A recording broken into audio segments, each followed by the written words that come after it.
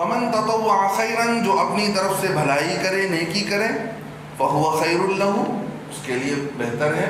کیا مطلب؟ روزہ رمضان میں بیمار بھی ہے پھر بھی روزہ رکھ رہا ہے، یہ اللہ نے آپشن دیا ہے، لیکن بیماری بھی برداشت کر رہا ہے، ساتھ میں کیا بھی برداشت کر رہا ہے، روزے کی بھی مشقت اٹھا رہا ہے اپنی طرف سے، گویا آگے بڑھ کر اللہ نے جو رمضان کی فضیلت دی ہے اور رمضان کے روزے کے بدلے کوئی دوسرا اس کا روزہ اتنی برکتوں والا نہیں مل سکتا ہے، تو اپنے طرف سے رکھ رہا ہے۔ اللہ فرماتے فمن تطوع خیرا، جو اپنے طرف سے نیکی کرتا ہے، فهو خیر لہ، اسی کے لیے بہتر ہے، اسی کو کام آنے والا ہے۔ اور وَأَن تَصُومُوا خَيْرٌ لَكُمْ، اور اگر تم اس حال میں بھی روزہ رکھ رہے ہو تو تمہارے لیے بہتر ہے، ان کنتم تعلمون، اگر تم اس بات کو جان لو۔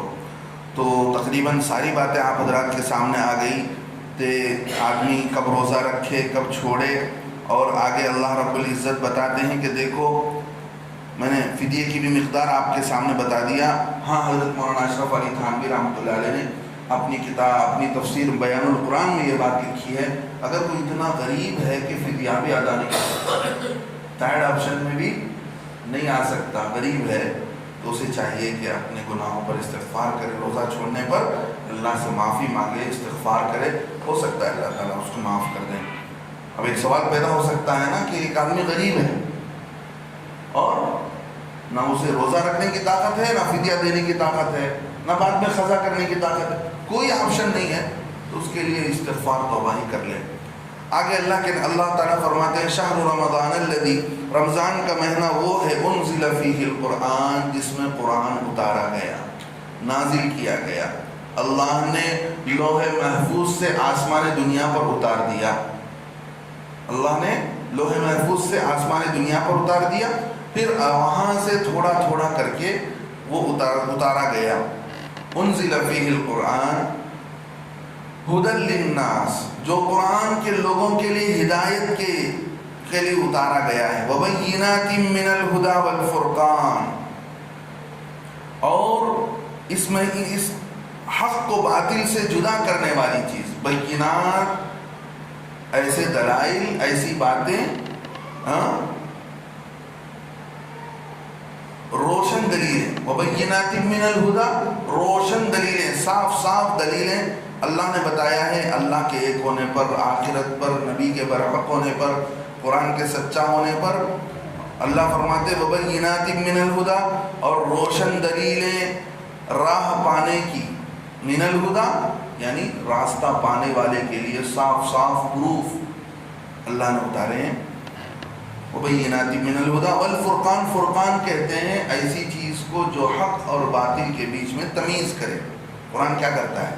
قرآن یہی کام کرتا ہے کہ حق اور باطل کے بیچ میں فرق کرتا ہے، بتاتا ہے کہ یہ حق ہے، یہ غلط ہے، یہ سچ ہے، یہ جھوٹ ہے، قرآن یہی بتاتا ہے۔ اللہ فرماتے ہیں فمن شہد منکم الشہر، جو شہیدہ کے معنی یہاں پر حاضر ہونے کے، جو حاضر ہو جائے تم میں کے اس مہینے میں، کیا مطلب؟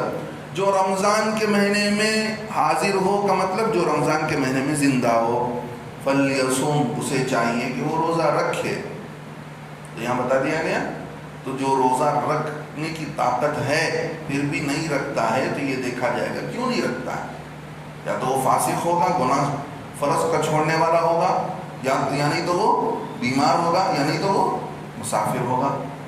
اگر طاقت ہے تو بعد میں وہ ادا کرے گا، قضا کرے گا۔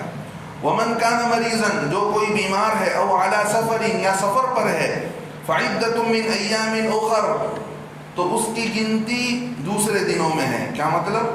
دوسرے دنوں میں اس کی قضا ہے۔ اسی بات کو اللہ تعالیٰ آگے کی آیت میں بیان کر رہے ہیں، یرید اللہ بکم الیسر، اللہ چاہتے تو کیا کر سکتے تھے؟ اللہ کہتے کہ بھئی دیکھو رمضان سال میں ایک مرتبہ آتا ہے، روزہ رکھنا ہی ہے، چاہے تم بیمار ہو، چاہے تم سفر پر ہو۔ اللہ فرماتے ہم نے ایسے نہیں کیا، اللہ تم سے آسانی چاہتے ہیں، وَلَا يُرِيدُ بِكُمُ الْعُسْرَ، تم کو اللہ تعالیٰ مشقت میں ڈالنا نہیں چاہتے ہیں، ہاں اللہ رب العزت تنگی میں ڈالنا نہیں چاہتے ہیں، تم کو آسان، دین آسان ہے، اللہ رب العزت چاہتا ہے تم پر آسانی اور نہیں چاہتا ہے تم پر دشواری. وَلَا يُرِيدُ بِكُمُ الْعُسْرَ. آگے اللہ فرماتے ہیں اب جب رمضان کے مہینے پورے ہو گئے وَلِتُكْمِلُوا الْعِدَّةَ اور اس واسطے کہ تم پوری کرو گنتی کے یہ دن، رمضان کے پورے مہینے گنتی کے شمار کرو. اور اب جب گنتی کے پورے دن ہو گئے وَلِتُكَبِّرُوا اللَّهَ عَلَى مَا هَدَاكُمْ تو تم اللہ کی بڑائی کرو اس بات پر جو اللہ نے تم کو راہ بتلایا ہے. اللہ کی بڑائی بیان کرتے کہ نہیں عید کے دن اللہ اکبر اللہ اکبر. اسی قرآن کی آیت کی وجہ سے اللہ نے یہ حکم دیا ہے کہ تم اگر گنتی کے پورے دن رمضان کے دن پورے کر رہے ہو تو اس شکر پر اللہ کی بڑائی بیان کرو. اللہ ہی سب بڑی ذات ہے جس نے ہم کو یہ توفیق دی ہے، اللہ کے علاوہ کوئی ذات نہیں ہے. اللہ اکبر وللہ الحمد.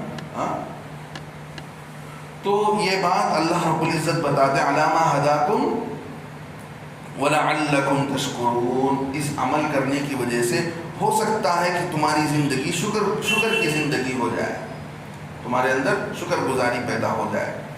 اب رمضان کے روزے جو فرض کیے گئے ہیں، رمضان کا شروع کیسے ہوتا ہے؟ اسلام میں مہینے کا شروع ہوتا ہے چاند دیکھنے سے. اسلام میں مہینے کا شروع ہوتا ہے کب سے؟ چاند دیکھنے سے. گویا دن شروع ہو رہا ہے کب سے؟ مغرب سے.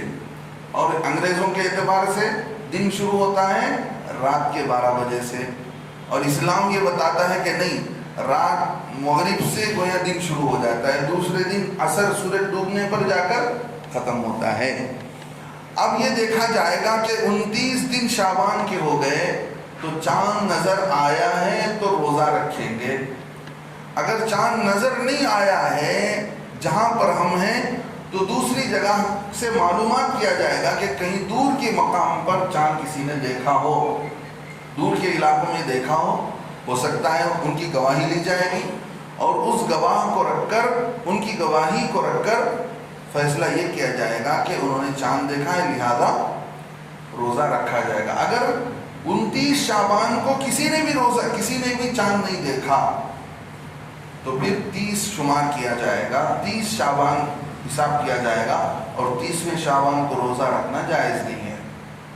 30ویں شعبان کو روزہ رکھنا صحیح نہیں ہے. اللہ نے عین آخر کے دنوں میں روزہ رکھنے کو پسند نہیں کیا ہے. شعبان کے دنوں میں تو اللہ کے نبی صلی اللہ علیہ وسلم روزہ رکھا کرتے تھے، لیکن امت کے لیے منع فرما دیا کہ عین رمضان کے قریب میں تم روزہ نہیں رکھ سکتے. ہو سکتا ہے اس روزہ رکھنے سے تمہارے اندر سستی پیدا ہو جائے تو اس کا اثر رمضان کے روزوں پر پڑے، پھر رمضان کا روزہ رکھنا تمہارے لیے مشکل ہو جائے.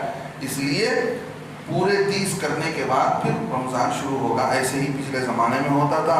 آج کئی سارے ذرائع بن گئے جس کے ذریعے سے چاند کا اعلان پتہ چل جاتا ہے کہ چاند دکھا کہ نہیں.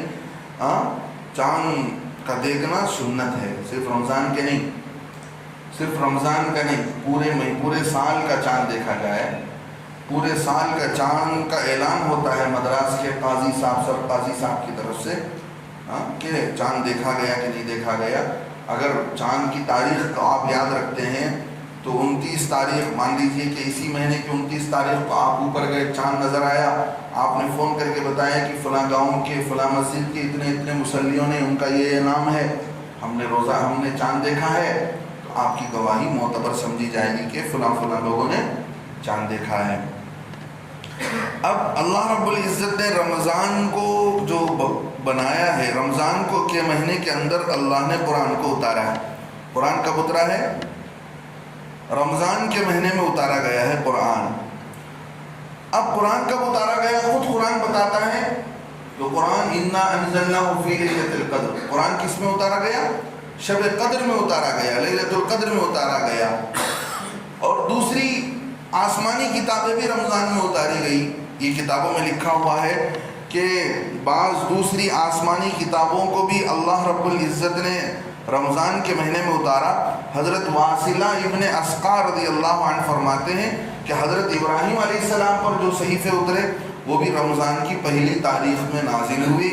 اور اسی طرح تورات 6 رمضان میں نازل کیا گیا، انجیل 13 رمضان میں نازل کیا گیا اور قرآن 24 رمضان میں نازل کیا گیا.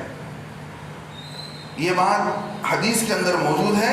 اسی لیے حسن رحمۃ الحسن رضی اللہ عنہ، اللہ کے نبی علیہ السلام کے نواسے، وہ باقاعدہ یہ اعلان کرتے تھے کہ رمضان میں شب قدر ہے تو وہ 24ویں رات ہے، اس لیے کہ اللہ نے خود بتا دیا کہ شب قدر میں قرآن اترا ہے، تو اس کے حساب سے معلوم یہ ہوا کہ قرآن 24 کی رات میں اترا ہے، حدیث میں آتا ہے، تو صاف بات ہے 24 کی رات ہی شب قدر کی رات ہوگی۔ بہرحال جو رات بھی ہو، اللہ نے اسی مہینے کے اندر اتارا۔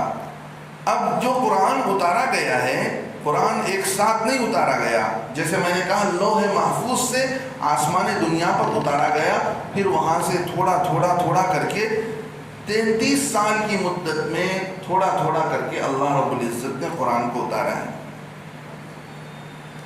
ذرا ذرا کر کے، تقریباً اللہ رب العزت نے اتارا۔ اور شب قدر میں تو کہاں سے اتارا گیا؟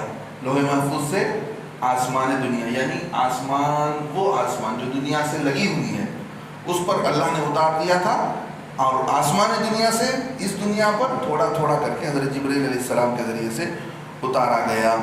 اب اللہ رب العزت بتاتے ہیں کہ دیکھو اس مہینے کو، رمضان کو قرآن کے ساتھ خاص تعلق ہے، اس مہینے کو قرآن کے ساتھ خاص تعلق ہے، اسی لیے دیکھا یہ جاتا ہے کہ زیادہ قرآن سنا جاتا ہے، قرآن پڑھا جاتا ہے، اور قرآن کو لوگ نماز میں کھڑے ہو کر سنتے ہیں، حافظ صاحب کے پیچھے سنتے ہیں۔ ضروری ہوتا ہے کہ ہر آدمی اپنے اپنے اعتبار سے ختم قرآن کا زیادہ سے زیادہ اہتمام کرے، کہ رمضان اللہ نے دیا ہے تو ہم جو ہے رمضان کو قرآن کی تلاوت میں اور جو ہے زیادہ سے زیادہ عبادات میں گزاریں گے۔ اگر کوئی آدمی کافر ہے، اس پر تو روزے نہیں ہیں، ہو سکتا ہے وہ رمضان بعد مسلمان ہو گیا تو پچھلے رمضان کے روزے اس پر، اس کے ذمہ میں نہیں ہیں۔ ایک آدمی پورا مہینہ بیمار رہا، کوما اٹیک رہا، اس پر بھی رمضان کے روزے نہیں ہیں۔